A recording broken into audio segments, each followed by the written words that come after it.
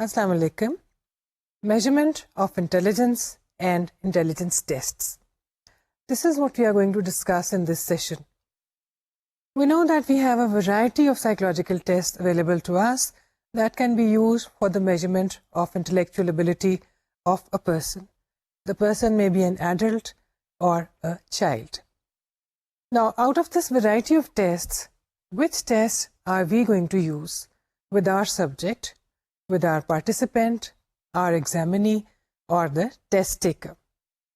ہم جانتے ہیں کہ بہت سے سائیکولوجیکل ٹیسٹ جو کہ ذہانت کی پیمائش کے لیے استعمال کیے جا سکتے ہیں، ان میں سے کسی ایک سب سے اچھے ٹیسٹ کو منتخب کرنا ایک بہت کرٹیکل ایشو ہے. اگر آپ صحیح ٹیسٹ کا انتخاب کریں گے تو آپ کو اس سے صحیح نتائج حاصل ہوں گے. وہ کون سے فیکٹرز ہیں جو کہ اس بات پر اپنا اثر ڈالتے ہیں کہ سائیکولوجیکل ٹیسٹ جو کہ ذہانت کی پیمائش کے لیے استعمال کیا جا رہا ہے وہ کون سا ہوگا، کیسا ہوگا اور کب استعمال ہوگا؟ First of all, the purpose of testing is important. Why are we measuring the intellectual ability of a person? کسی شخص کی ذہانت کو ٹیسٹ کرنے کی یا اس کی ایویلویشن یا اسیسمنٹ کی ہمیں کیا ضرورت پیش آئی؟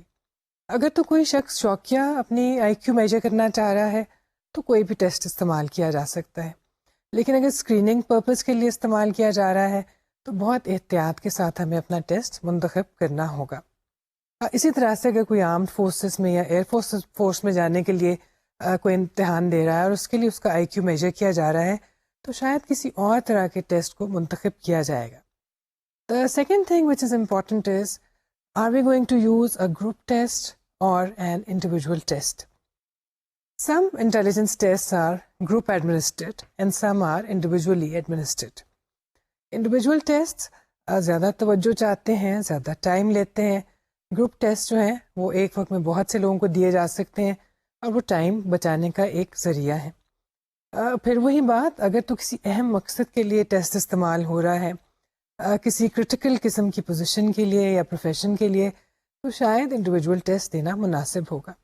یا اگر ڈائگنوسٹک پرپز کے لیے ہم دینا چاہ رہے ہیں تو بھی انڈیویجول ٹیسٹ بہتر ہوں گے. لیکن اگر ہم اوور آل گروپ کی پرفارمنس دیکھنا چاہ رہے ہیں تو گروپ ٹیسٹ کو استعمال کرنا بہتر ثابت ہوگا، because it saves time and money. پھر ایک اور چیز جو امپورٹنٹ ہے وہ یہ کہ کیا ہم انڈیویجول ٹیسٹ استعمال کریں گے یا بیٹری آف ٹیسٹ. کچھ ٹیسٹ اکیلے اپنے طور پہ استعمال کیے جا سکتے ہیں، لیکن بہتر اور مناسب یہی ہے کہ ہم کمبینیشن آف ٹیسٹ استعمال کریں، یعنی ایک ٹیسٹ کے ریزلٹس کو کسی اور ٹیسٹ کی مدد سے سپورٹ مل رہی ہو اور اس کو سپلیمنٹ کیا جا رہا ہو. اگر ہم بیٹری آف ٹیسٹ استعمال کریں گے تو اس میں یہ فائدہ ہے کہ ہم زیادہ کانفیڈنس کے ساتھ اپنے ریزلٹس کے بارے میں بات کر سکیں گے، کیونکہ ایک ٹیسٹ کے ریزلٹس ہو سکتا ہے اتنے ریلائبل نہ ہوں، لیکن اگر کسی اور ٹیسٹ سے بھی وہی چیز ثابت ہو رہی ہے تو ریلائبلٹی اور اعتماد جو ہے اس میں اضافہ ہو جائے گا. ابھی اس وقت ہمارے پاس اتنے بھی ٹیسٹ موجود ہیں جو کہ ہم انٹیلیجنس کی میجرمنٹ کے لیے استعمال کر سکتے ہیں. ان میں سے زیادہ تر ایسے ہیں جو کہ بنے کے بنائے ہوئے ابتدائی اسکیل پر بنیاد رکھتے ہوئے بنائے گئے. جیسا کہ آپ جانتے ہیں کہ فرینچ سائیکالوجسٹ ایلفریڈ بنے نے جو ٹیسٹ بنایا تھا وہ ٹیسٹ آج بھی کسی نہ کسی فارم میں ہمیں دوسرے ٹیسٹوں میں بھی نظر آتا ہے. وہ اسکیل خود بھی استعمال کیا جا رہا ہے اور دوسرے ٹیسٹوں میں بھی اس کی مدد سے، اس کی روشنی میں آئٹمس بنائے گئے. اس سیشن میں ہم سب سے پہلے تو یہ دیکھیں گے کہ بنے کا اسکیل کیا تھا، اس کو کس طرح سے ڈیولپ کیا گیا، اس کی کیا خوبیاں ہیں اور اس میں کیا شارٹ کمنگس تھیں جن کو وقت کے ساتھ ریموو کر دیا گیا. بنے کا اسکیل ایک ماڈل اسکیل ہے اور اس کو سب سے پہلے ڈسکس کرنے کی وجہ یہ بھی ہے تاکہ آپ کو اندازہ ہو سکے کہ کسی بھی ٹیسٹ کی ڈیولپمنٹ میں کتنی محنت درکار ہوتی ہے، کتنا وقت اس میں لگ سکتا ہے اور کس طرح سے کئی دہائیاں گزر جاتی ہیں اور ٹیسٹ کی ریویژنز ہوتی رہتی ہیں، اس میں ریفائنمنٹس ہوتی رہتی ہیں اور اس میں تبدیلیاں لائی جاتی ہیں.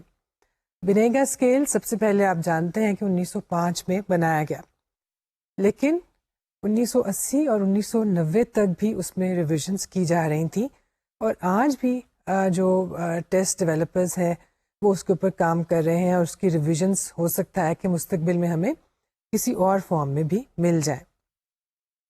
بنے کا اسکیل جیسے کہ نام سے ظاہر ہے ایک اسکیل ہے. اس کے لیے ہم ٹیسٹ کا لفظ عام طور پہ استعمال نہیں کرتے. سب سے پہلے اس کی تاریخ آپ کو یاد ہوگا کہ 1905 میں اور اس سے کچھ پہلے دراصل 1903 اور 4 کے بیچ میں فرانس میں ایجوکیشنل ڈپارٹمنٹ اور منسٹری میں یہ محسوس کیا گیا کہ اسکولوں میں تعلیم کو بہتر بنانے کی ضرورت ہے. اور اسی دوران یہ بھی محسوس کیا گیا کہ جو بچے کلاسوں میں پڑھتے ہیں اور اسکولوں میں پڑھتے ہیں ان میں کسی طرح سے یہ ڈفرینشیٹ کرنے کی ضرورت ہے کہ کون سے بچے ڈل بچے ہیں اور کون سے بچے برائٹ. جو بچے ڈل ہیں اگر ان کو مین کلاس سے مین اسٹریم سے الگ کر لیا جائے اور ان کو ریمیڈیل ہیلپ دی جائے، ریمیڈیل اسسٹنس دی جائے، یعنی ان کے اندر جو کمی ہے یا کمزوری ہے اس کو دور کرنے کے لیے ان کو اضافی تربیت اور ٹریننگ دی جائے تو شاید ان کی پرفارمنس کو بہتر بنایا جا سکے. یہاں پہ آپ غور کر سکتے ہیں کہ توجہ کا مرکز برائٹ بچے نہیں تھے بلکہ ڈل بچے تھے، اور مقصد یہی تھا کہ کس طرح سے مین ایجوکیشنل سسٹم میں سے ان بچوں کو آئیڈینٹیفائی کیا جائے، الگ کیا جائے، ان کو ریمیڈیل ایجوکیشن دی جائے. ایسا کرنے میں ظاہری بات ہے کہ جب آپ ڈل بچوں کو الگ کریں گے تو آٹومیٹکلی برائٹ بچوں کی بھی آپ کو شناخت ہو جائے گی. تو جو طریقہ اختیار کیا گیا اس کے مطابق پہلے برائٹ بچوں کو آئیڈینٹیفائی کیا گیا اور اس کے نتیجے میں ڈل بچے یا کم ذہین بچے جو تھے ان کو خود بخود الگ کر لیا گیا. بنیادی تصور یہی تھا کہ ان کو شناخت کرنے کے لیے یا دیکھنے کے لیے کہ کون سے بچے ذہین ہیں اور کون سے بچے کم ذہین، کچھ ایسی چیزیں تلاش کی جائیں، کچھ ایسے ٹاسک دیکھے جائیں جو کہ کوئی بھی نارمل ایوریج بچہ کر سکتا ہے. اور خیال یہ تھا کہ ہر عمر کا بچہ جو ہے ایک خاص طرح کی ٹاسک پر اپنی پرفارمنس کامیابی کے ساتھ دکھا سکتا ہے. اگر کوئی بچہ اپنے ساتھ کے اپنے ہم عمر بچوں والی ٹاسک نہیں کر پاتا تو اس کا مطلب ہے کہ وہ بچہ اپنی عمر کے دوسرے بچوں کے مقابلے میں کم ذہین ہے. اور اگر کوئی بچہ وہ ٹاسک بھی کر لیتا ہے جو اس سے بڑی عمر کے بچے کر پاتے ہیں اور اس سے کم عمر کے بچے نہیں کر پاتے یا اس کے ہم عمر بھی نہیں کر پاتے، تو بچہ جو ہے اپنے ہم عمروں سے، اپنی ایوریج ایج والے بچوں کی ایوریج پرفارمنس سے بہتر پرفارمنس رکھتا ہے، یعنی کہ وہ ابو ایوریج انٹیلیجنس کا مالک ہے. چنانچہ بچوں کی ذہانت کی انڈیکیشن کے لیے جس چیز کو منتخب کیا گیا وہ تھی ان کی پرفارمنس آن سرٹن ٹاسکس.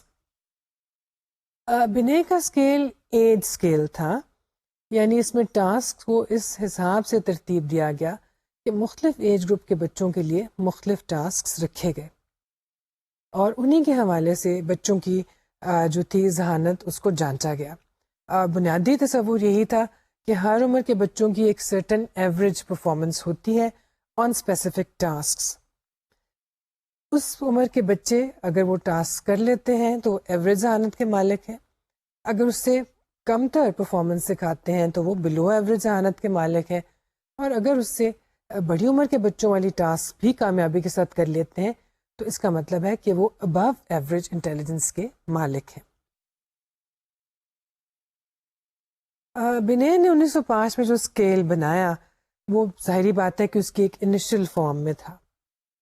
اس کے بعد اگلی کئی دہائیوں تک اس کی ریویژنز ہوتی رہیں اور اس میں تبدیلیاں بھی آتی رہیں، اور ابھی جب ہم اس کا پورا ہسٹوریکل ایوولوشن دیکھیں گے تو آپ کو اندازہ ہوگا کہ کس طرح سے اس کی سائیکومیٹرک پراپرٹیز میں بھی تبدیلی آئی. اس کی اسٹینڈرڈائزیشن 1905 میں کس طرح سے کی گئی، اس کے بعد آنے والی ریویژنز میں کیا طریقہ کار اختیار کیا گیا، اور آج ہمارے پاس جو ٹیسٹ موجود ہے اس کی اسٹینڈرڈائزیشن کس طرح سے کی گئی. آپ جانتے ہیں کہ ٹیسٹ کے آئٹمس کس طرح سے ڈیولپ کیے جاتے ہیں، آئٹم انالیسس کیسے کیا جاتا ہے اور اسٹینڈرڈائزیشن کیسے کی جاتی ہے. یہ تمام چیزیں آپ کو بنے کے اسکیل میں دکھائی دیں گی. سب سے پہلے ہم دیکھتے ہیں ڈیولپمنٹ آف بنے اینڈ سائمن اسکیل. آپ جانتے ہیں کہ یہ اسکیل بنے نے اپنے ساتھی سائمن کے ساتھ مل کے ڈیولپ کیا تھا. سب سے پہلی چیز جو کی گئی اس سلسلے میں وہ یہ تھی کہ ایسی ٹاسک یا ایسے بیہیویئرز جو تھے وہ آئیڈینٹیفائی کر لیے گئے جو کہ عام طور پہ نارمل ایوریج بچے کر سکتے ہیں. اس کے بعد اسکول کے ٹیچرز کی مدد سے مختلف کلاسوں میں سے ایسے بچے آئیڈینٹیفائی کیے گئے جن کو ٹیچر کی ریٹنگ کے مطابق برائٹ اور ڈل کہا جا سکتا تھا. جو ٹاسک منتخب کیے گئے تھے وہ ان برائٹ بچوں کو دیے گئے اور جو ٹاسک برائٹ بچے کر سکتے تھے ان کو ٹیسٹ میں رکھ لیا گیا یعنی ریٹین کر لیا گیا, اور جو برائٹ بچے بھی نہیں کر پاتے تھے ان کو ڈسکارڈ کر دیا گیا. مقصد یہی تھا کہ ان ٹاسک میں سے ایسے ٹاسک جو ہیں وہ اسکیل میں شامل کر لیے جائیں جو کہ برائٹ کہلانے والے یا برائٹ پرفارمنس دکھانے والے بچے کر سکتے تھے, اور جس کا مطلب یہی تھا کہ جو ڈل بچے ہیں ان ٹاسک کو نہیں کر سکیں گے. سو پہلے اسٹیپ کے طور پہ آئٹمس بنانے سے پہلے ٹاسک منتخب کیے گئے, برائٹ بچوں کو وہ دیے گئے, اور جو ٹاسک انہوں نے کر لیے ان کو ٹیسٹ میں رکھ لیا گیا اور باقیوں کو ڈسکارڈ کر لیا گیا. جیسا کہ ہم نے بھی کہا تھا یہ ایک ایج اسکیل تھی اور یہ دیکھا گیا کہ مختلف ٹاسک مختلف عمر کے بچے مختلف طرح سے کرتے ہیں, اور یہ بات آلریڈی انڈرسٹوڈ تھی کہ تمام ٹاسک تمام بچے نہیں کر سکتے, حتیٰ کہ برائٹ بچے بھی تمام ٹاسک نہیں کر سکتے کیونکہ مختلف ٹاسک جو ہیں مختلف ایج لیول کے مطابق ہی کی جا سکتی ہیں. تو 5 سال کا برائٹسٹ بچہ بھی شاید 8 سال کے بچے والی ٹاسک نہ کر سکے, اور 8 سال کا بہت برائٹ بچہ جو ہے وہ بھی شاید وہ چیزیں نہ کر پائے جو کہ ایک 15 سال کا بچہ کر سکتا ہے.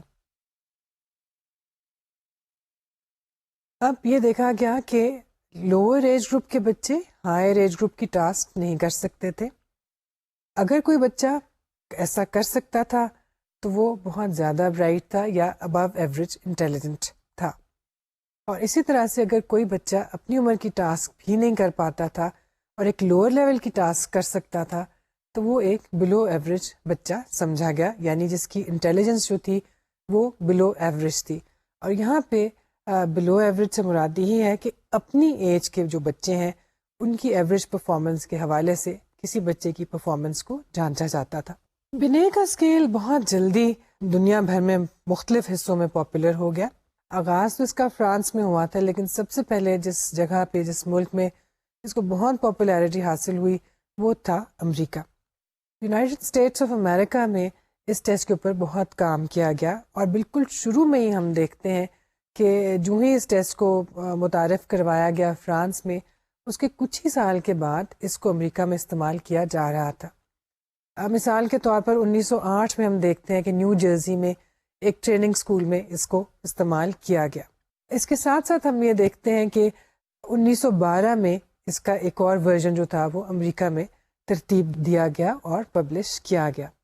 1912 والے ورژن میں ایج گروپ جو تھا یا ایج رینج جو تھی اس کو وائٹ کر دیا گیا, اور اس میں ہم دیکھتے ہیں کہ 3 months of age was included. It had a widened age range, اور جو اب کا ٹیسٹ تھا یعنی 1912 والا ورژن اس کو 3 ماہ کی عمر کے بچے میں بھی کے لیے بھی استعمال کیا جا سکتا تھا. لیکن اگر ہم امریکہ میں اس کی ڈیولپمنٹ کے بارے میں دیکھیں تو سب سے زیادہ جو کام اور شاید جو بہت سگنیفیکنٹ کام ہے سائیکالوجی کی تاریخ میں بھی, وہ کام اسٹینفورڈ یونیورسٹی میں کیا گیا. اسٹینفورڈ یونیورسٹی میں ٹرمن کام کر رہے تھے اور انہوں نے اس اسکیل کو ایک نئی شکل دی, بہت سی اس کی ریویژنز میں انہوں نے اپنا کنٹریبیوشن کیا, اور پھر ایک سٹیج پہ ان کے ساتھ آ کے میرل نے بھی کام کیا. سب سے پہلے اسٹینفورڈ یونیورسٹی میں ہم دیکھتے ہیں کہ جو پہلا 1905 کا اسکیل تھا اس کی پہلی ریویژن جو ایک سگنیفیکنٹ اور پراپر ریویژن تھی وہ وہیں پر کی گئی. کچھ مائل سٹونز ہم دیکھتے ہیں کہ بنے اور سائمن کے اسکیل کی ہسٹری میں جو ہمیں دکھائی دیتے ہیں. سب سے پہلے 1905 کا اسکیل جس سے آپ پہلے سے واقف ہیں, یہ اسکیل ایک ایج اسکیل تھا, یعنی ایج کے حوالے سے بچوں کی پرفارمنس اس میں اسیس کی جا رہی تھی. The norms were obtained from a sample of only 50 children who were reported to be normal considering their average school performance. یعنی نارمز جو تھے یا اسٹینڈرڈائزیشن کا سیمپل جو تھا وہ ایوریج نارمل پرفارمنس رکھنے والے بچوں پر مشتمل تھا. اس پہلے اسکیل میں 30 آئٹمس تھے جن کو انہی بچوں کے سیمپل کے اوپر اسٹینڈرڈائز کیا گیا. ویلیڈیٹی اور نارمس کے حوالے سے اس کی انفارمیشن بہت زیادہ نہیں تھی. اس میں بہت تفصیل سے اس بارے میں کوئی ایویڈنس نہیں دی گئی کیونکہ سیمپل بہت چھوٹا تھا. بہت تھوڑے بچوں کو لیا گیا تھا اسکول سے اور ان کو یہ ٹیسٹ دینے کے بعد ہی نارمز ڈیولپ کیے گئے تھے. لیکن کسی طرح سے بھی ہم اس ٹیسٹ کی اسکیل کی سگنیفیکنس سے انکار نہیں کر سکتے کیونکہ یہ سب سے پہلا پراپر سائیکولوجیکل میجر تھا جو کہ بنایا گیا اور بہت وائڈلی استعمال کیا گیا. 1905 کے اسکیل میں آئٹمس کو ڈیفیکلٹی لیول کے حساب سے ترتیب دیا گیا تھا اور ڈیفیکلٹی لیول ہم جانتے ہیں کہ اس کا بنیادی پیمانہ یہی تھا کہ عمر کے حساب سے آئٹمس جو ہیں گریجولی ڈیفیکلٹ ہوتے جائیں گے اور ہر بچہ کسی نہ کسی ایج کے اوپر لیول کے اوپر آ کے آئٹمس کو صحیح طرح سے حل کرنا یا ان پر صحیح طرح سے پرفارم کرنا بند کر دے گا کیونکہ اس کی عمر کا لیول جو ہے کہیں نہ کہیں پہ آ کے ختم ہو جائے گا.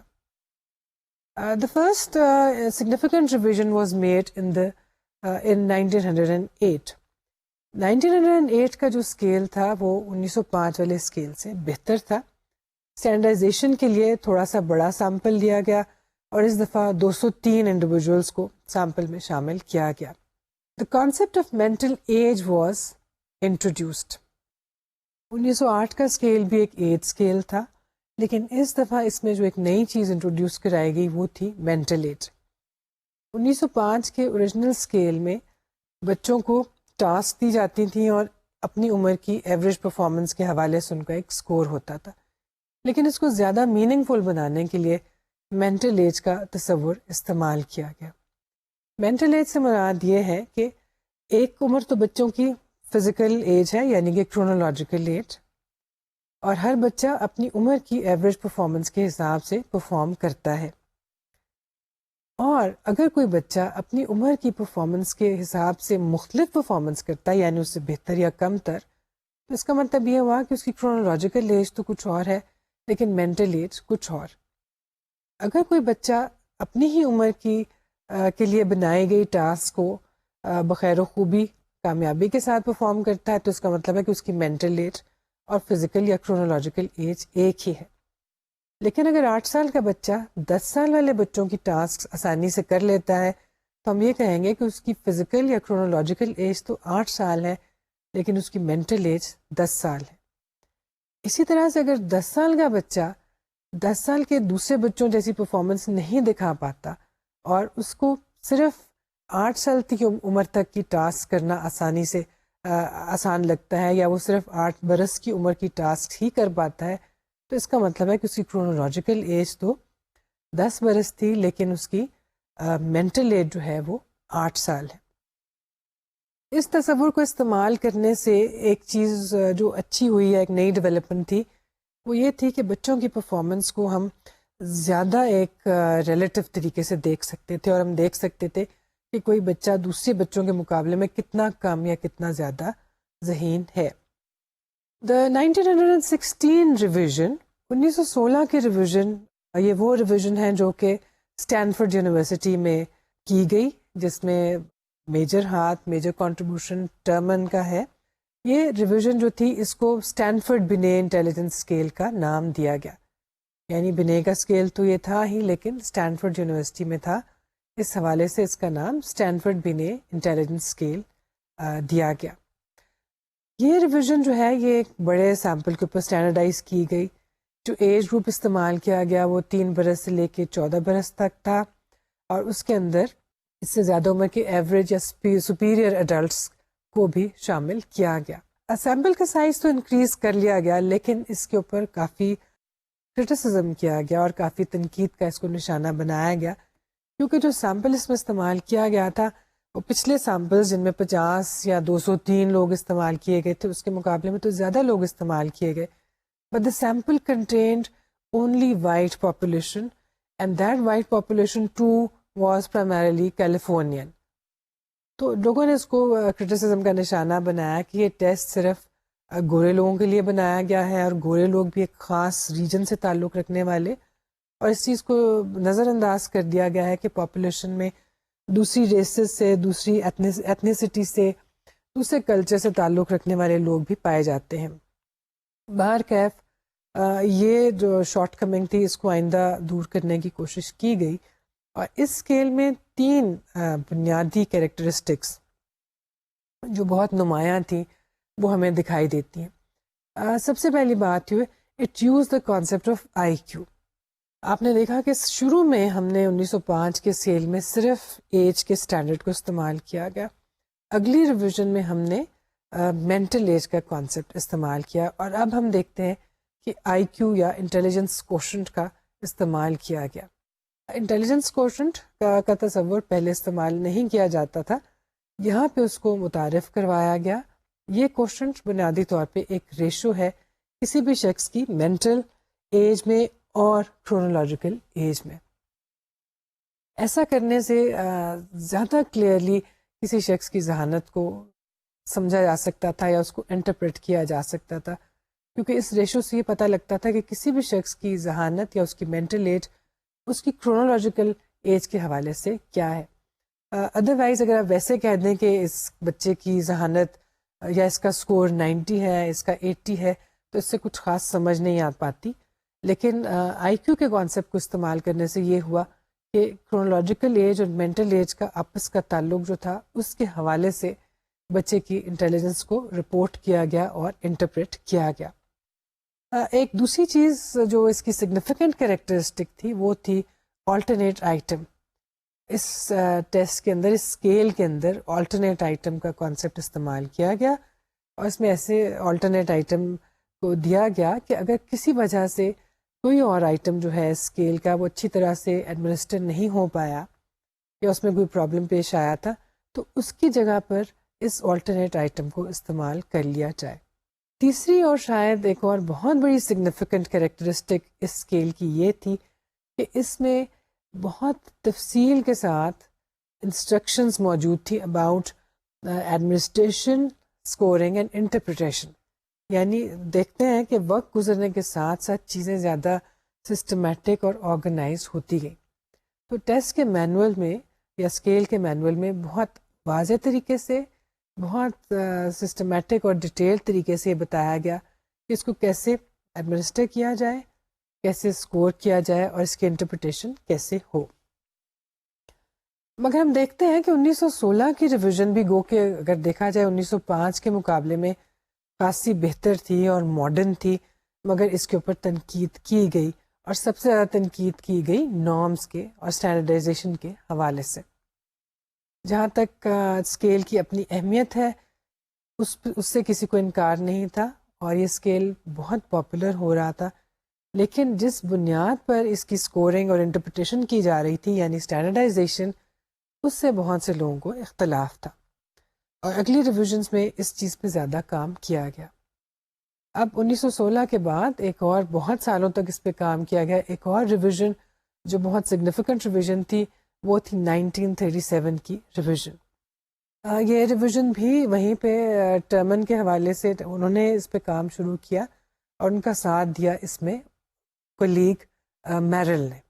1937 کی جو ریویژن تھی اس میں ایک نئی چیز جو شامل کی گئی وہ تھی the introduction of 2 equivalent forms. جو اسکیل تھی وہ 2 ایکویولنٹ فارمز پر مشتمل تھی, M form and L form. بہت سے لوگ اس کے بارے میں پوچھتے بھی ہیں کہ ایل اور ایم فارم سے کیا مراد ہے, ان کا نام کچھ اور کیوں نہیں رکھا گیا.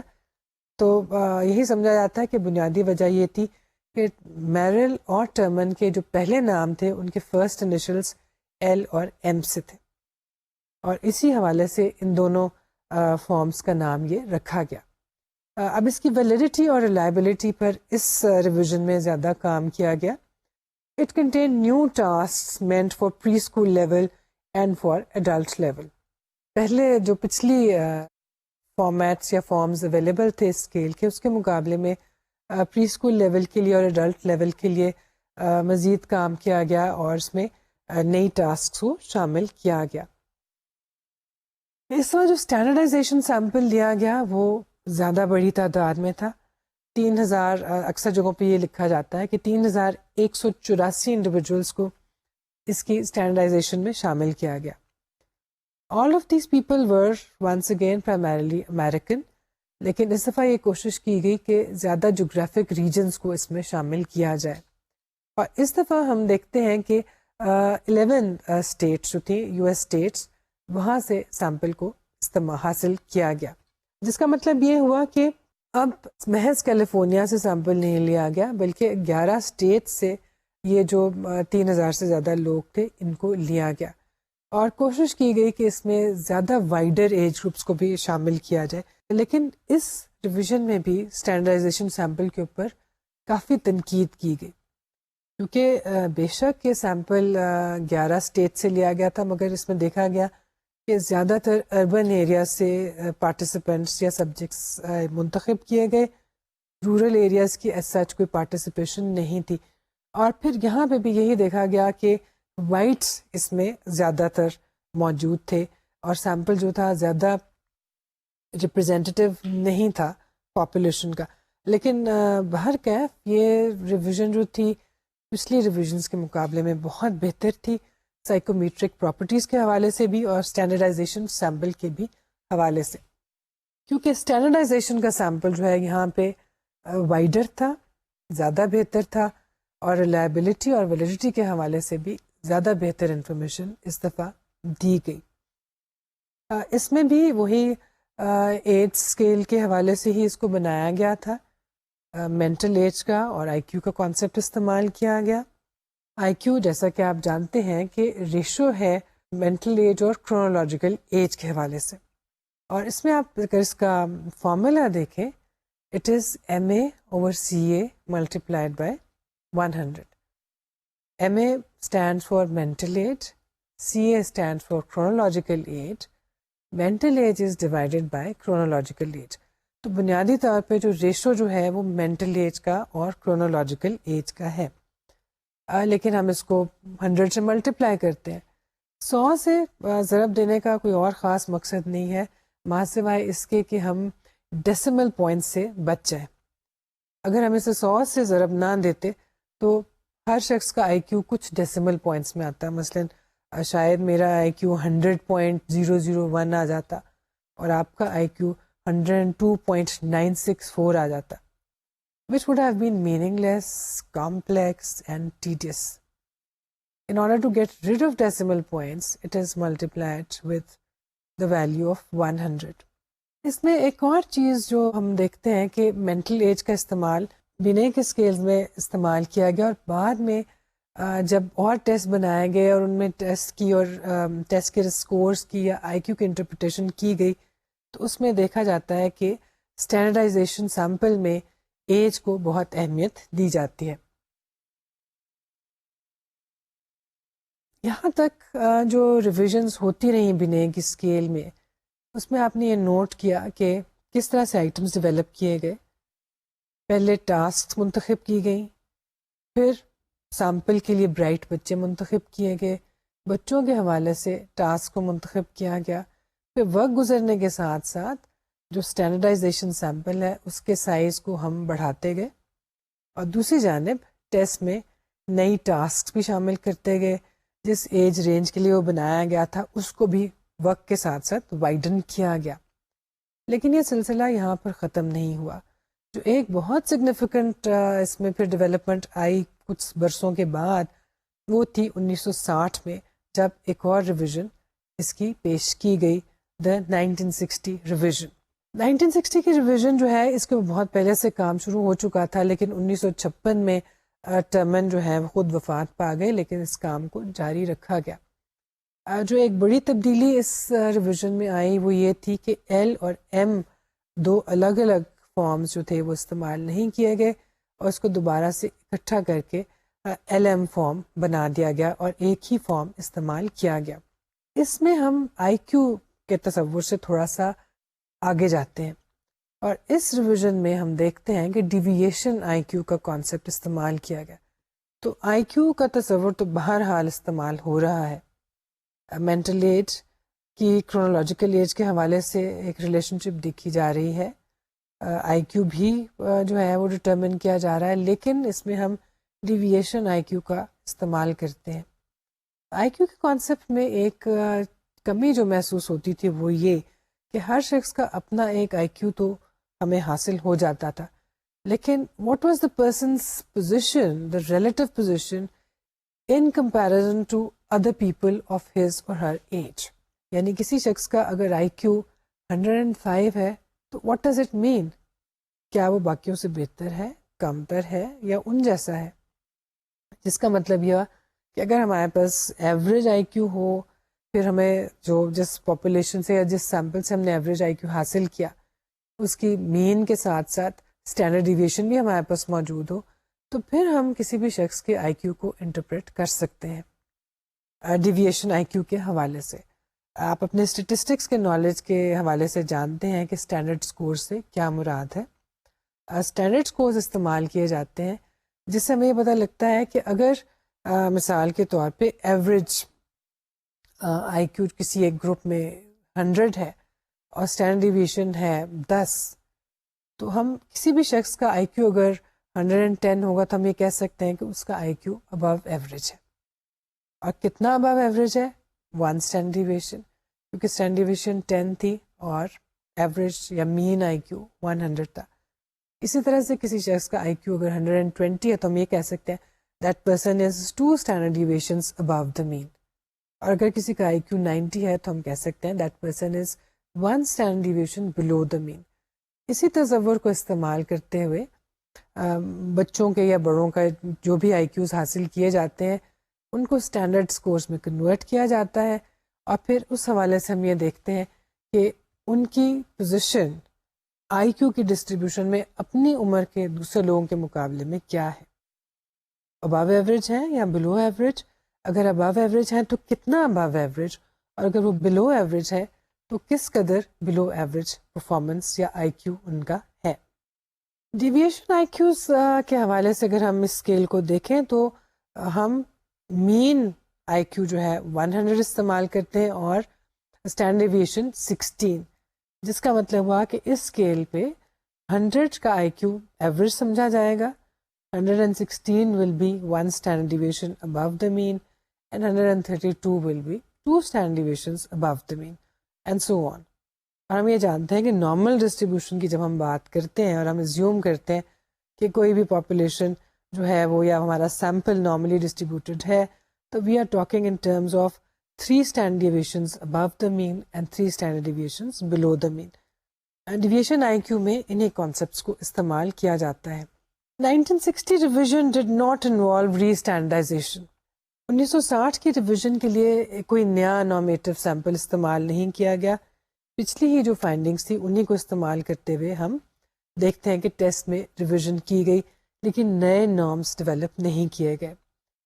مگر 1972 میں ایک اور ریویژن آئی جس میں نارمیٹو سیمپل کو یا اسٹینڈرڈائزیشن سیمپل کو بہت بہتر بنایا گیا. An improved sample including 2100 subjects were used. It included non-whites as well. About 100 subjects for each Stanford Binet age level were included. Still the sample was criticized. Sample 2100 لوگوں پر مشتمل تھا. جتنے ایج لیولز استعمال کیے گئے تھے اسکیل میں, ہر scale کے لیے 100 سبجیکٹس کو لیا گیا. سیمپل کے اندر نان وائٹس کو بھی استعمال کیا گیا, لیکن اس کے باوجود جو کرٹکس تھے they were not satisfied and they felt that the number of other segments of population was not satisfactory, it was not sufficient. یعنی دوسرے لفظوں میں ان کے خیال میں سیمپل میں نان وائٹس کو اور دوسرے سیگمنٹس آف پاپولیشن کو زیادہ ریپرزنٹیشن دینی چاہیے تھی. بہرحال 1972 کی ریویژن بھی ایک سگنیفیکنٹ ریویژن تھی اس حوالے سے کہ اس میں پہلے سے بہتر انفارمیشن جو تھی ٹیسٹ کی سائیکومیٹرک پراپرٹیز کے بارے میں ہمیں ملی. جو ایک میجر ریویژن جو ہم سمجھتے ہیں کہ زیادہ ریسنٹ ریویژن ہے اور جس میں بہت سگنیفیکنٹ امپروومنٹس آئیں, that is the 1986 revision, the Stanford بنے 4th ایڈیشن. یہ اسٹینفورڈ بنے کا 4تھا ایڈیشن کہلاتا ہے اور جس میں اسٹینڈرڈائزیشن سیمپل میں بھی زیادہ بہتری لائی گئی اور باقی پراپرٹیز میں بھی. اس سیمپل میں the standardization sample of 5,000 subjects was used. The subjects belong to 47 states of the US and the District of Columbia. Geographic region, community size, ethnic group, age and gender were considered for stratification of the sample. 5000 لوگوں پر مشتمل sample استعمال کیا گیا، 47 state سے لیا گیا اور district of Columbia کو بھی اس میں شامل کیا گیا، جس کا مطلب ہے کہ تقریباً تمام تر یونائٹڈ اسٹیٹس آف امریکہ سے اس میں ریپرزنٹیشن لی گئی. اور یہ ایک اسٹریٹیفائڈ سیمپل تھا جس کے اندر age, gender, education, regional background, ان تمام چیزوں کو مد نظر رکھتے ہوئے سیمپل کو زیادہ سے زیادہ ریپرزینٹیو بنانے کی کوشش کی گئی. اور یہی سمجھا جاتا ہے کہ یہ سیمپل جس طرح سے منتخب کیا گیا یہ ایک خاصا ریپرزینٹیو سیمپل تھا. مگر یہاں سے ایک سوال یہ اٹھتا ہے کہ یہ سیمپل امریکن پاپولیشن کے لیے تو شاید ریپرزینٹیو تھا، لیکن کیا ہم اپنے حوالے سے، پاکستان کے حوالے سے بھی اس کو ایک ریپرزینٹیو سیمپل کہہ سکتے ہیں؟ شاید ہم نہیں کہہ سکتے، لیکن بہرحال ہم اس ٹیسٹ کو اپنے ہاں بھی استعمال کرتے ہیں. اس وقت جو یہ ریویژن کی گئی اس کے حساب سے اگر ہم دیکھیں تو اسکیل کے کیا حصے ہیں. The content areas that are covered include 4 areas: verbal reasoning, abstract visual reasoning, quantitative reasoning and short-term memory. ان تمام ایریاز کے حوالے سے سب ٹیسٹ اس ٹیسٹ میں یا اسکیل میں شامل ہیں. سب سے پہلے ہم دیکھتے ہیں verbal reasoning. This includes vocabulary, comprehension, absurdities, verbal relations. دوسرا حصہ ہے abstract visual reasoning, including pattern analysis, copying, matrices, paper folding and cutting. یہاں پہ آپ ساتھ ساتھ غور کیجئے کہ ہم ان سب ٹیسٹ کی ڈیٹیل میں نہیں جا رہے، لیکن جیسا کہ ان کے نام سے ظاہر ہے، جیسے پیپر کٹنگ، فولڈنگ اور باقی چیزیں، یہ تمام تر مختلف ایکٹیویٹیز یا ٹاسک پر مشتمل ہے. تیسرا ایریا ہے quantitative reasoning, including quantitative sub set, number series, vision building. 4 is short term memory, including bead memory, memory of sentences, memory of digits, memory of objects. یعنی کس طرح سے آپ دیکھتے ہیں کہ چھوٹے چھوٹے ٹاسک جو ہیں ملا کر ایک سب ٹیسٹ بن رہا ہے. جہاں تک اس کی ایڈمنسٹریشن کی بات ہے، جو اسکیل ہم استعمال جب کرتے ہیں تو it is individual and orally administered. Group میں اسٹینفورڈ بنیل اسکیلز جو ہیں یہ استعمال نہیں کیے جاتے، انڈیویجولی ایڈمنسٹر کیے جاتے ہیں. یعنی ایک وقت میں آپ ایک ہی بچے کو یا ایک ہی فرد کو ٹیسٹ دیں گے. گروپ میں بہت سے لوگوں کو بٹھا کے آپ اکٹھا یہ ٹیسٹ نہیں دے سکتے. which means it is more time consuming. It is a very good scale, but definitely time consuming, and it is expensive in that regard. The examiner begins from a mental level at which he finds out the subject to be. Items from succeeding levels are asked. اور gradually ہم پہلے identify کر لیتے ہیں کہ کسی بچے کو یا کسی سبجیکٹ کو ٹاسک کون سے ٹاسک سے ہمیں شروع کروانا چاہیے. اگر ہمیں لگے کہ اس سے نیچے کے تمام لیولز وہ کر پاتا ہے تو ہم اس سے آگے چلنے کی کوشش کریں گے. اور 2 چیزیں جو ہیں ٹیسٹ ایڈمنسٹر کرتے ہوئے ڈٹرمن کی جاتی ہیں: the basal age and a ceiling. The basal اور basal age refers to the lowest level or point where 2 consecutive items of approximately equal difficulty are passed. یعنی جو ایک بیس کا لیول ہے وہ لیول ہوگا جہاں پہ کم از کم 2 آئٹمس کنزیکٹیولی کوئی سبجیکٹ یا ٹیسٹ دے کر پاس کر لیتا ہے، جس کا مطلب ہے کہ یہ وہ لیول ہے جہاں سے ہم آغاز کرتے ہیں. سیلنگ سے مراد ہے ایک اپر لمٹ، یعنی the point at which at least 3 out of 4 items are missed. یعنی شروع میں ہم نے دیکھا کہ کون سا پوائنٹ ہے جہاں سے کسی شخص کی ایکچوئل اپنے لیول کے حوالے سے پرفارمنس شروع ہو رہی ہے، اور کون سا لیول ہے جہاں پہ اب وہ آگے شاید نہیں جا سکے گا، جب 4 میں سے کم از کم 3 آئٹمز ایسے ہوں کہ جو وہ نہیں کر پا رہا. Scores for all 15 tests are retained and are converted into standard 8 scores with a mean of 50 and standard deviation of 8. یہ ہم سب ٹیسٹ کی بات کر رہے ہیں. 4 content area scores result from the grouping of individual test scores, and the mean in this case is 100 and the standard deviation of 16.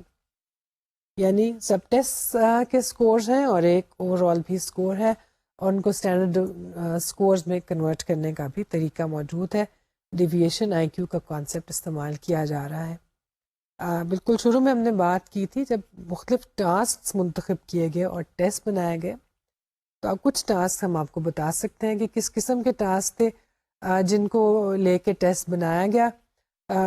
Sub test کی اور ان کے انڈیویجول ٹاسک کے بارے میں ہم ڈیٹیل میں بات نہیں کر سکتے کیونکہ اس میں کانفیڈینشیلٹی جو ہے ٹیسٹ کی وہ باہر طور پہ امپورٹنٹ ہے کیونکہ یہ ٹیسٹ جو ہیں یہ کاپی رائٹڈ بھی ہیں اور اس کے علاوہ اس کو ہم ڈسکلوز اس لیے بھی نہیں کر پاتے کہ اگر سب کو ان کے آئٹمس معلوم ہوں گے تو ٹیسٹ دینے کا مقصد بھی شاید فوت ہو جائے گا. لیکن کچھ ٹاسک ہم ذکر کر سکتے ہیں مثال کے طور پہ 3 سال کے بچے کے لیے کہ وہ اپنی ناک دکھا سکتا ہے, اپنی آنکھ یا اپنا ماؤتھ کی طرف اشارہ کر کے بتا سکتا ہے, 2 ڈیجٹس کو ریپیٹ کر سکتا ہے.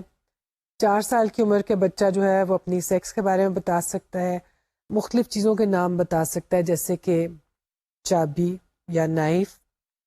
5 سال کا بچہ کمپیئرز 2 ویٹس کاپیز اے اسکوائر یعنی چیزوں کو کاپی بھی کر سکتا ہے, کمپیئر بھی کر سکتا ہے. 6 سال کی عمر میں جائیں تو وہ ڈسٹنگوش کر سکتا ہے دوپہر کے وقت میں اور صبح کے وقت میں, چہروں کو ایستھیٹک پوائنٹ آف ویو کے حوالے سے وہ کمپیئر کر سکتا ہے. 7 ایئرز میں identifies right hand and left ear, describes a picture, colours. 8 سال کی عمر میں ریممبرڈ آبجیکٹس کو جو ہے ان کی شناخت کر سکتے ہیں. گریجولی ہم یہ دیکھتے ہیں کہ زیادہ کانکریٹ اور سمپل ٹاسک کے ہم جیسے جیسے عمر بڑھتی ہے زیادہ کمپلیکس اور ایبسٹریکٹ چیزوں کی طرف چلے جاتے ہیں. اور کیا جا رہا ہے, دیکھا یہی جا رہا ہے کہ بالکل کم عمر کا بچہ جو ہے کس قسم کی چیزیں کر سکتا ہے اور جیسے جیسے وقت گزرے گا وہ مینول اور کانکریٹ چیزوں کی بجائے زیادہ کمپلیکس چیزوں کی طرف چلتا جائے گا. یہ وہ کانسیپٹ ہیں جو اور ٹیسٹوں میں کسی اور طریقے سے استعمال کیے گئے. یہاں پہ ہم دیکھتے ہیں کہ ایک اور ٹیسٹ جو کہ آپ کو بھی اندازہ ہوا ہوگا کہ جو دوسرے ٹیسٹ ہیں انہوں نے بھی بینے کے اسکیل سے بہت فائدہ اٹھایا اور انہوں نے بہت سی ایسی چیزیں استعمال کی جن کو بینے کے اسکیل میں اور اس کے بعد میں لیٹر ریویژنز میں استعمال کیا گیا. بہت سے تجربات جو بینے کے اسکیل میں کیے گئے ان سے جو سیکھا گیا اس سے باقی ٹیسٹ ڈیولپرز نے بھی سیکھا. ابھی تک جو ہم نے گفتگو بینے کے اسکیل کے بارے میں کی اس سے آپ کو یقیناً یہ اندازہ ہو گیا ہوگا کہ یہ اسکیل کتنی محنت کے ساتھ ارکریزی کے ساتھ ڈیولپ کیا گیا. ٹیسٹ ڈیولپرز نے شروع میں ہی ایک دفعہ ٹیسٹ بنانے کے بعد یہ نہیں کیا کہ اب ٹیسٹ فائنل شکل میں آ گیا. ہر کچھ برسوں کے بعد اس میں چینجز کیے گئے, اسٹینڈرڈائزیشن سیمپل کو امپروو کیا گیا, آئٹمز ریفائن کیے گئے, نئے آئٹمز ڈالے گئے, کبھی اس کے آلٹرنیٹ فارمز بنائے گئے اور کبھی ان کو کمبائن کر دیا گیا. جیسے جیسے امپیریکل ایویڈنس آتی گئی ویسے ویسے اس میں تبدیلیاں کی جاتی گئیں. بینے کے اسکیل کے بعد جو دوسرا اسکیل شاید اور ہو سکتا ہے دیکھا جائے پرائورٹی کے حساب سے تو شاید سب سے اہم ٹیسٹ جو استعمال کیا جاتا ہے وہ ہے ویکسلر کا بنایا ہوا ٹیسٹ. ویکسلر کے ٹیسٹ جو ہیں وہ ایک سے زیادہ ہے. عام طور پہ جب ہم بات کرتے ہیں تو ویکسلر کے ایڈلٹ انٹیلیجنس اسکیل کی بات کرتے ہیں. ڈیوڈ ویکسلر جو کہ بہت معروف سائیکالوجسٹ ہیں, ان کا نام 3 ٹیسٹوں کے ساتھ ایسوسیٹڈ ہے, لیکن جیسا کہ میں نے کہا عام طور پہ ہم ویکسلر کے ایڈلٹ انٹیلیجنس اسکیل کی بات کرتے ہیں. ویکسلر نے 3 ٹیسٹ جو انٹروڈیوس کروائے یا ڈیولپ کیے وہ ہیں Wechsler adult intelligence scale 3rd edition یا ویز 3. This scale is meant for ages 16 years to 89 years. 16 سال کی عمر سے لے کے 89 ایئرس تک کے لوگ اس کو استعمال کر سکتے ہیں ویز 3 کو. دوسرا scale Wechsler intelligence scale for children 3rd edition اور وسک 3. This scale is meant for children aged 6 years to 16.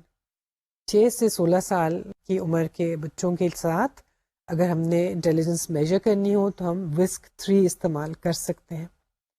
اور تیسرا اسکیل ہے Wechsler pre school and primary scale of intelligence revised اور WPPSI-R یعنی پری اسکول اور پرائمری اسکیل بچوں کے لیے.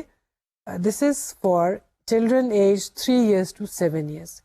یعنی بچے جو بھی اسکول نہیں جا رہے یا بالکل ابتدائی کلاسوں میں، اگر اس عمر کے بچوں کو ہم نے ٹیسٹ دینا ہو تو ہم WPPSI-R استعمال کر سکتے ہیں. ویکسلر کے اسکیلز، اس کی ہم اسٹینڈرڈائزیشن اور دوسری تفصیلات میں نہیں جائیں گے کیونکہ آپ دیکھ چکے ہیں بنے کے سلسلے میں کہ کس طرح سے تمام چیزیں کی جاتی ہیں، اور ویکسلر نے بھی کچھ اسی طریقے سے اپنے ٹیسٹ جو تھے وہ ڈیولپ کیے. But the first scale was developed in 1939, which was known as the Wechsler-Bellevue scale, that is WB1. Wechsler جو وہ تھے وہ بلیویو ہاسپٹل میں مینہٹن میں کام کر رہے تھے جس وقت ضرورت محسوس ہوئی کہ کوئی اس طرح کا ٹیسٹ بنایا جائے جو لوگوں میں ڈفرینشیٹ کر سکے اور ان کو ایک دوسرے سے الگ کر سکے. جو ٹیسٹ جو ہے وہ بنے کے اسکیل کی طرح سے ایج اسکیل نہیں تھا بلکہ پوائنٹ اسکیل تھا. یعنی ہر آئٹم کی جو پرفارمنس ہے اس پہ کامیابی پر ایک اسکور یا ایک پوائنٹ ملتا ہے، اور ٹوٹل اسکور یا ٹوٹل پوائنٹس جو ہیں وہ کسی بھی شخص کی ذہانت کی انڈیکیشن کے طور پہ استعمال کیے جاتے ہیں. سب سے پہلا اسکیل جیسے کہ ہم نے کہا WB1 تھا، ویکسلر بلیویو اسکیل، جس کو بعد میں ریوائز بھی کیا گیا.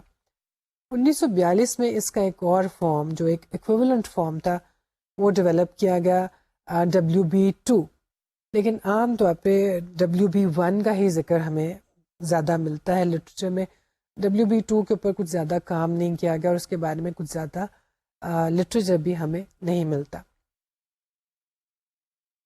پہلا اسکیل جو کہ WB1 تھا اس میں کچھ پرابلمس تھے، کچھ شارٹ کمنگس تھی، خاص طور پہ اسٹینڈرڈائزیشن کے حوالے سے. The standardization sample used for the scale comprised 1081 whites as subjects. Sample بہت بڑا نہیں تھا، بہت چھوٹا بھی نہیں تھا، لیکن 1000 سے زیادہ لوگ تھے، لیکن بہت بڑا سیمپل بھی نہیں تھا. لیکن بنیادی طور پہ سیمپل وائٹ پاپولیشن پر مشتمل تھا جس کا تعلق نیو یارک سے تھا. اس چیز کے اوپر ظاہری بات ہے کہ کرٹیسائز کیا گیا، کیونکہ اگر سیمپل ہی تمام پاپولیشن کا ریپرزینٹیو نہیں ہے تو کیا اس کو ہم تمام پاپولیشن پر استعمال کر سکتے ہیں یا نہیں. کیونکہ امریکن پاپولیشن میں اس وقت بھی بلیکس بھی تھے، ہسپینکس بھی تھے اور دوسرے ایتھنیسٹی اور اوریجن رکھنے والے لوگ بھی پائے جاتے تھے.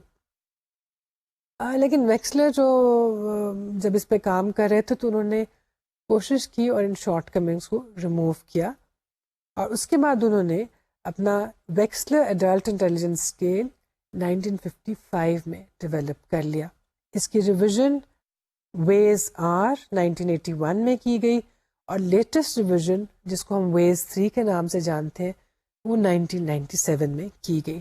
ان کے حوالے سے جب کام کیا گیا تو اسٹینڈرڈائزیشن سیمپل کو بہت بڑا بھی بنایا گیا اور ریپرزینٹیو بھی بنایا گیا. ویکسلر کے اسکیلس بنیادی طور پہ 2 حصوں پر مشتمل ہیں، وربل اسکیل اور performance scale.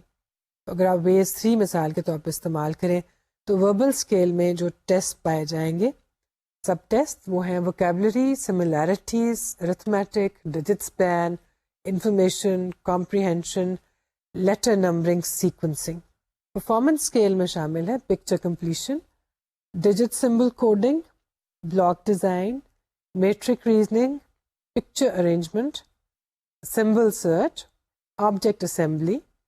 Administration of ways and whisks on the latest forms is time consuming because it requires individual administration. لیکن شاید یہ ایک وہ ٹیسٹ ہے جس کو عام طور پہ بہت ٹرسٹ وردی ٹیسٹ سمجھا جاتا ہے، اور سمجھا جاتا ہے کہ اس کے ریزلٹس جو ہیں وہ بڑی اچھی طرح سے کسی شخص کے آئی کیو کو ظاہر کر رہے ہوتے ہیں، یا یوں کہہ لیجیے کہ یہ ٹیسٹ آئی کیو کو بہت اچھی طرح سے گیج کرتا ہے. کچھ کلچرل ایشوز اس میں ہیں جو کہ ہم آئندہ کسی وقت ڈسکس کریں گے. سائیکومیٹرک پراپرٹیز اگر ہم دیکھیں ویز 3 کی تو اس میں 13 ایج گروپس استعمال کیے گئے. 16 سے 17 سال کی عمر سے لے کے 85 ٹو 89 ایئرس کے لیے ٹیسٹ استعمال کیا جا سکتا ہے. سیمپل جو اسٹینڈرڈائزیشن کے لیے استعمال کیا گیا، it included 2450 subjects, all adults, and gender, race, education and geographic region were considered.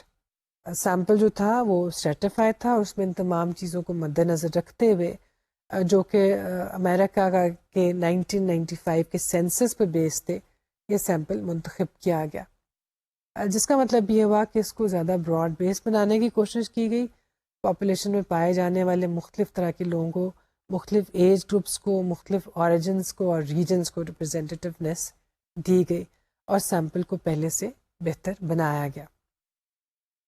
آج اگر آپ انڈیویجول ایڈمنسٹریشن کے لیے کوئی ٹیسٹ استعمال کرنا چاہیں تو بنے کا اسکیل اسٹینفرڈ بنے اسکیل اور ویکسلر کے اسکیلس ان میں سے کسی کو بھی آپ منتخب کر سکتے ہیں، لیکن جیسا کہ آپ نے نوٹ کیا کہ ان میں وربل ایبلٹی جو ہے وہ شامل ہے، اس کو بھی اسیس کیا جاتا ہے، which means these tests perhaps cannot be administered with people who cannot read or write۔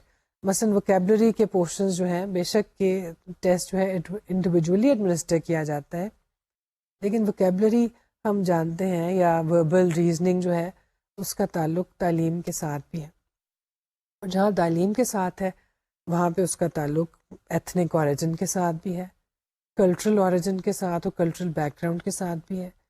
تو ہم یہ دیکھتے ہیں کہ یہ ٹیسٹ جیسا کہ ہم نے دیکھا ہسٹوریکل تناظر میں کہ اس کی ایوولوشن بہت اچھی طرح سے ہوئی، اور اسٹینفرڈ بھی نے کس طرح سے 1905 سے لے کے لیٹ 1990s تک اس کی ریویژنس کی گئی اور اس میں امپروومنٹس کی گئی اور اسٹینڈرڈائزیشن سیمپلس کو بہتر بنایا گیا۔ اسی طرح سے ویکسلر نے بھی 1939 سے لے کے ماڈرن زمانے تک اسٹینڈرڈائزیشن سیمپلس کو اور پروسیجرس کو بہتر بنایا، مگر ہم یہ دیکھ سکتے ہیں کہ جس سیمپلس کے اوپر ان کو اسٹینڈرڈائز کیا گیا یہ ٹیسٹ ان کے لیے تو شاید ڈیفینیٹلی اپروپریٹ ہے، لیکن اگر ہم کسی اور کلچر سے تعلق رکھنے والے، کوئی اور زبان بولنے والے، مثال کے طور پہ عربی یا اردو بولنے والے شخص کے ساتھ اس کو استعمال کریں گے تو اس میں یقیناً یہ چانس رہے گا کہ اس کی پرفارمنس شاید اتنی اچھی نہ ہو جتنی کہ ایک انگریزی بولنے والے امریکن اوریجن والے شخص کی ہو سکتی ہے۔ لیکن یہ شارٹ کمنگس کسی بھی اور ٹیسٹ میں ہمیں دکھائی دے سکتی ہیں، اور یہی وجہ ہے کہ ہم انٹیلیجنس ٹیسٹ کی آلٹرنیٹ آپشنس بھی بعض اوقات استعمال کرتے ہیں۔